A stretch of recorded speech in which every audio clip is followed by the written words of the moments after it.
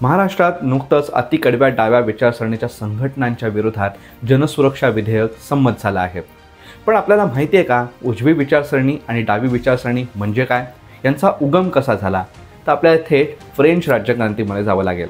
त्यावेळेला फ्रान्समध्ये फ्रेंच सम्राटाच्या जुलमी सत्तेच्या विरोधात लोकांमध्ये असंतोष होता, लोकांमध्ये उठाव होत होते।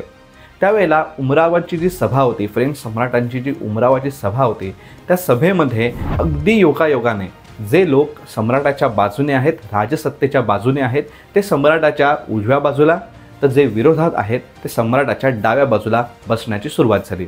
आणि तिथपासूनच सुरुवात झाली उजवी आणि डावी या दोन संकल्पना।